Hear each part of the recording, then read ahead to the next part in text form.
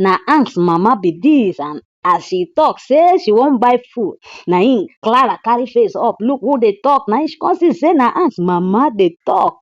She dey happy, she open her hand go meet am, hug am say mama you're welcome, my people una welcome una welcome to another episode of When Marriage Becomes a Nightmare, the most scary marriage ever, episode 19 na im we dey so. Abegi, if una never like our channel, make una press the like button for us, and also make una subscribe for us and follow us for more tori on this episode, on this series wey we dey always dey share for inside this our channel. Na ogbonge tori we dey share, we dey share tori wey make sense, tori wey be say if una listen, if una watch am, e go tranga, e go change una life. E get meaning well well. You know say Mr. Aloy dey do well, e dey do well for this kind tori. Abeg, make una give us that like. Na im mama Hanks come meet Clara, tell am say e wan buy food. As she come talk like that, as Clara come welcome am, na im she come say, abi I no get right make I come chop for your restaurant again. Clara come say, no, you get right, you get 100% right, you are welcome. Say, mama, welcome to my place. And she come talk say, okay, abeg, this place na general place, abeg ma carry you go the private place where I dey always stay, so that I go serve you for there. Na im mama Hanks tell am say, no, this place too dey okay, shebi I be customer like every other person, abeg make we look for somewhere here sit down.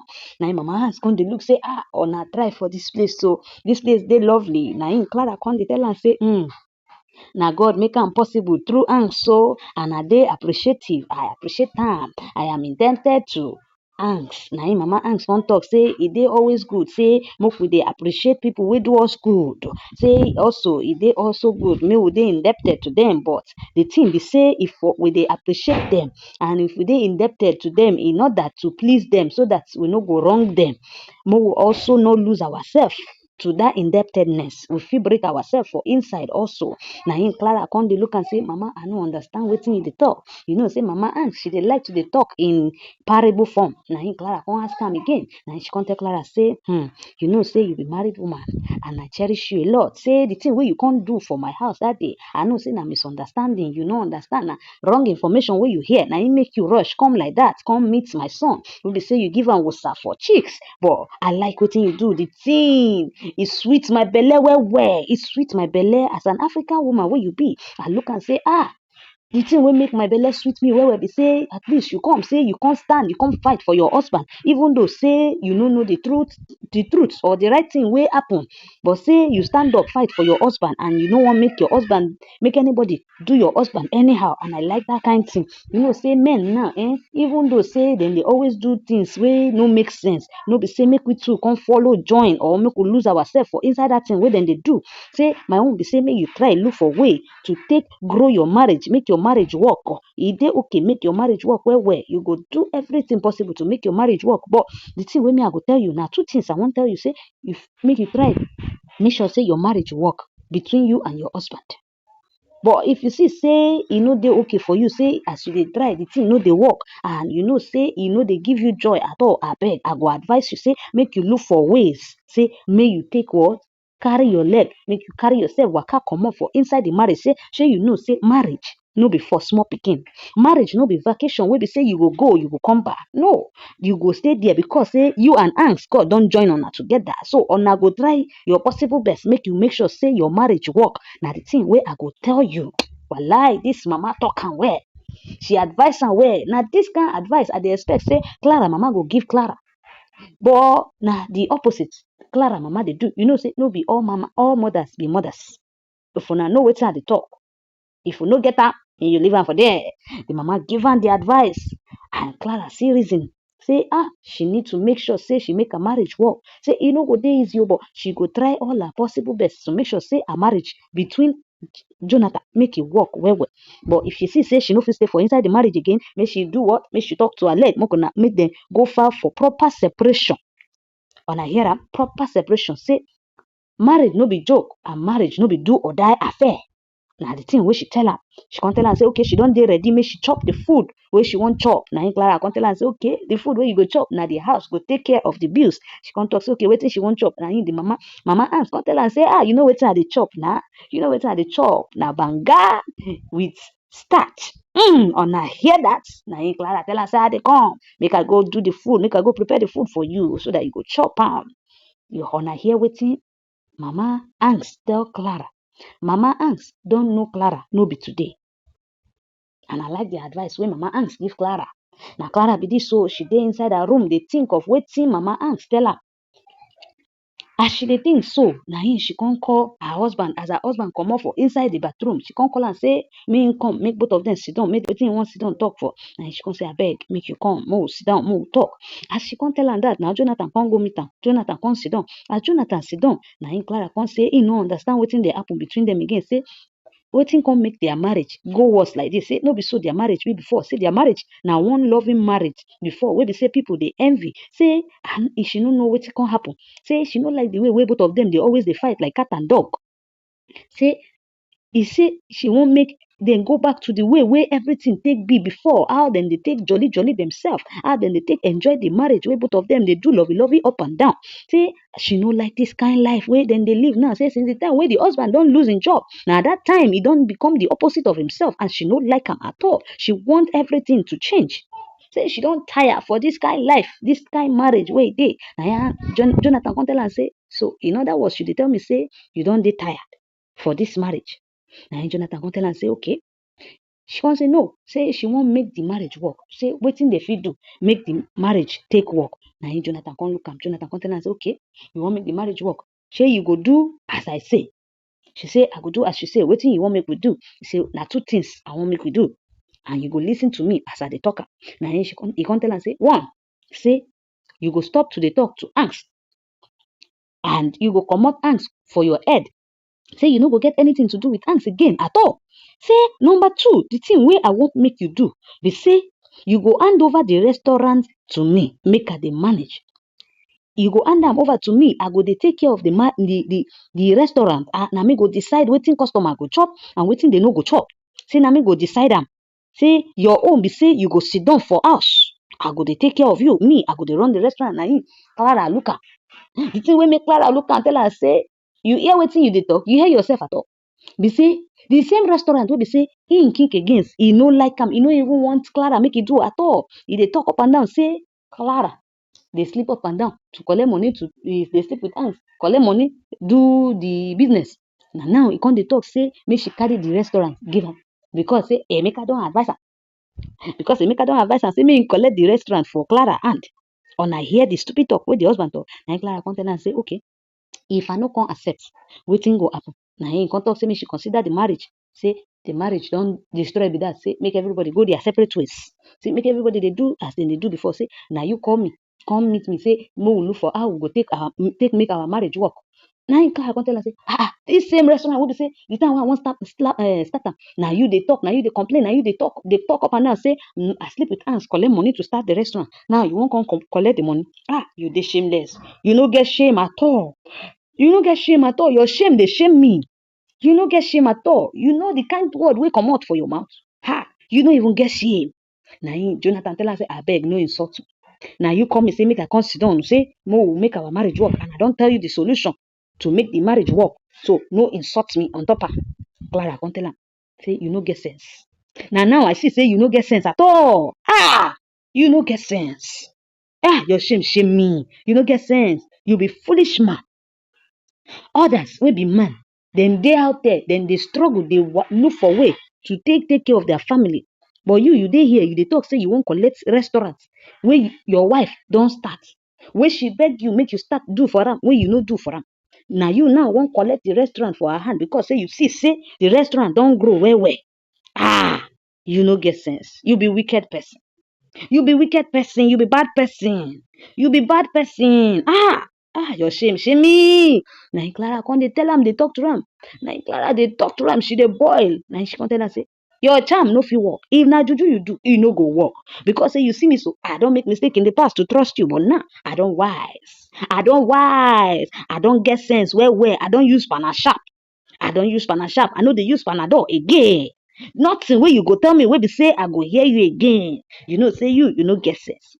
Shame to you.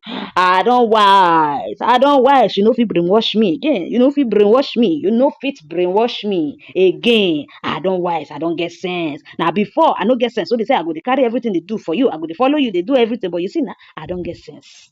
Jonathan, I don get sense. Hey, make una come see oh. The same restaurant wey be saying they talk up and down, say I sleep with hands collect the money take start the restaurant because he don see say the restaurant don grow. He won't come collect am for my hand. He no go better for you. He no go even work for you. Shame to you. Shame to you. Na yeah, she talk am, she waka comot. Na the truth. You no allow am make she do the restaurant. Now you still dey talk say the restaurant wey she dey do, make she stop am. Now you can't tell am say make she carry the restaurant give you because say your friend Emeka don advise you say make you collect the restaurant for her hand. You no get shame. Na the next day be this so na him Clara don gist Debbie about everything wey happen. Na him Debbie come dey talk say she no expect, she no believe say this kind thing Jonathan go talk am, he go say am, he go do am. Na him both of them come dey talk. They come dey talk. Na him Debbie come dey tell am say you know say women, say if women don dey help man to dey take responsibility, dey pay bills, dey do things, the man wey be say him dey do am before, and woman come dey help am dey do now. If they come say the woman don dey help them dey do, dem go come relax, come feel lazy. Na the thing wey men dey do be that. Na him Clara come tell am say I no even understand. I no understand wetin dey happen at all. Why all this? Which time Jonathan come turn to this? Say the husband wey marry before, say the husband, him husband before now somebody wey be say he dey very very industrious, wey be say him dey work and dey do other business. Now he no know wetin come turn am to the opposite of himself wey him dey like this. Na him Debbie come dey advise am, dey talk to am, come dey tell am shebi he don start work now. He don dey earn money, hands go pay am. The thing wey me I go tell you be say make you stop to dey pay the bill. Say by the time wey you stop to dey pay the bill, he go get sense, he go sit down. And Clara come talk say, shey you dey talk say make I no help my husband again? He come say no. I no tell you say make you no help your husband again. The thing wey be say I dey tell you be say allow your husband make he dey pay the bill so that he go buckle up, because if you dey pay the bill, he go dey relax. He no wan do anything again. As he go collect salary for this month, wey hands go pay am because he don dey work. Make you leave the bills, make him pay am. And if he don't pay am, if you see say you no pay, he go buckle up pay the bills. Now the thing why they tell you be that. Now the advice why I go tell you be that. Now him Debbie come ask am, say how far with hands? She una don see, una don talk. Now she come tell am say they never see oh, they never talk oh. Say even hands sef no dey pick a call again. Say na in secretary in dey send now make he come buy food for the restaurant. Say he no dey come here again. She come talk say if na me be you, I go go look for where him dey. Make I talk to am, make I beg am, plead with am, say because say you know they kill your helper. Now your helper hands be. You no suppose push am comot for yourself. You know say the thing wey you do also e dey very very wrong. The thing wey you do also e dey very very wrong. I know say I go support Debbie for this one. Say the thing wey Clara do for hands e dey very very wrong. E no good make you dey jump into conclusion without knowing wetin happen. Hands don dey in office so he dey respond to him client. As he dey respond to him client, na him somebody knock for the door. As the person knock for the door now, the person come be say na Benny. Na Clara pikin enter in office. As he enter, he dey shock. He come dey ask am say shey you no go school? He come say no, say he go school. Say but him say make him quickly come see am. He come say Benny, right? He say yes. Say him say make him come see am. Say he get some things wey he wan discuss with am. Na him hands come dey look am. They ask am say wetin go come bring you come my office? And she come talk say she wan get some discussion with am. Now hands come ask am say okay, wetin you wan see me for? She come say okay. She first apologize on behalf of her parents to Oga Hands. And na him Oga Hands come tell am say no be the place of pikin, make pikin dey apologize on behalf of adults. Na adults dey apologize on behalf of children. Say na pikin she be, some things wey be say she no go understand. She come talk say no be her parents send am say make she come, or say na she come on her own. Say she just wan ask am some things. Say she know say him papa and him mama dey get plenty kwanta too much. Say and she thinks and she knows because everybody dey talk and say Oga Hands na part of the reason why both of them dey get kwanta all the time. Say but she wan know wetin dey. Na him Hands come tell am say he go tell am the truth. Say nothing but the truth. Say he no be person wey dey lie. Na him she come ask am say wetin dey between you and my mama? As she ask the question, the Oga Hands come ask am say how old you be? And she come talk say na 16 years old I be oh. Hands come talk say you still be pikin, but at the same time I go tell you everything wey you wan know. Say as you see me so, me and your mama na friend we be. and your mama na a good person, she be, and na person wey be say I fit do anything for, but we no get any romantical relationship at all. Na just ordinary friends we be. And your mama, her happiness, her joy na my priority because I like am so much. I no want anything bad may happen to am. Na him the pikin come ask say, you love my mama that much? Na he talk say yes, so he love him mama that much. Say him dey make promise to am say as e dey so say him go promise am say him no go come between him mama and papa. Say him no go be the reason wey him mama and papa go separate. Say him dey make that promise to am. He come dey tell am, dey talk to am say even though say your mama dey vulnerable today, I no go take advantage of your mama. Even though say your mama and your papa dem separate today, I no go use say because say dem separate make I come take advantage of your mama. But if your mama needs person wey go stay with am, wey go dey with am, him dey ready to dey with am. Say as e dey so, say e no mind make e accept am. Say as your mama and your papa dey together, say I promise you say I no go do anything. Say I no go be the reason why dem go separate. But if anything happen wey be say dem separate, wey be say no be me, no be because of me and your mama wan dey relationship, I go collect your mama. I go dey with your mama. Na the thing wey I go tell you be that. Oga Hanks come tell the pikin again, say, you know say if to say true true, I wan date your mama. He say I dey get something with your mama. I dey get relationship wey be say both of us dey do, go outside, dey do romantical relationship. I no go collect your papa for work. I no go employ your papa at all. And I no go help your mama for the restaurant. Instead, I go tell am say make she give me something in return. But I love your mama. Yes, but na genuine mind I get for your mama. And your mama na somebody wey be say she dey good. And I no go want in any way harm her. Na the thing wey I go tell you be that. Una hear wetin Hanks talk? Hanks don tell the pikin, say first na Kennedy no dey sure about wetin dey because say him don tire for dem say. He come go Hanks place, go hear am for himself. Say, abeg, Oga Hanks, I wan ask you wetin dey between you and Clara. And Hanks tell Kennedy wetin dey between dem. Say nothing dey between dem. Say na ordinary friends dem be. Kennedy still tell am say, shebi una dey relationship before? Yes, una dey relationship before. The same thing now, Benny don come ask Hanks. And Hanks too tell am the same thing, give am the same reason, the same explanation, almost the same explanation, the same way he tell Kennedy. So make una see say Hanks no get any mind to friend Clara in any way. He just dey return back the favor wey Clara do for am. Because say if no be say Clara sell her land or do all those things wey she do, Hanks no go be the man wey he be today. He dey appreciative of her. Say, na she be the instrument. Na she be the reason why he get all the money wey he get. Na him make am dey do everything, dey go all out for Clara. So, na the thing be that. Una don hear am. Abeg my people, make una go the comment section, make una tell me wetin una feel, wetin una see concerning this thing wey Hanks tell Benny. Shebi Benny don hear am now. Make una tell me wetin una feel concerning the questions wey Benny ask Hanks, and also ask Hanks mama go Clara restaurant, go talk to am, advise am as a mother wey she be, how una take see am. Then Debbie, how una take see her friendship with Clara. Abeg, make una go the comment section, make una tell me wetin you feel. And wetin Jonathan tell Clara, say the thing wey be say go make their marriage work. Na the right thing wey he suppose do. He talk like that. Abeg, make una go the comment section, make una tell me how una feel. If una never like our channel, abeg, make una do so by pressing the like button for us. If una never subscribe to our channel, make una subscribe to our channel also. Make una dey follow us, dey go for more tori on this our channel. As Mr. Aloy go dey drop, we too we go dey bring am for una view. Make una dey see am. But if una dey follow us more, we go continue to dey bring this series to una view for our channel. Ngwanu, una take care. Make una dey jolly on ourselves. Bye bye.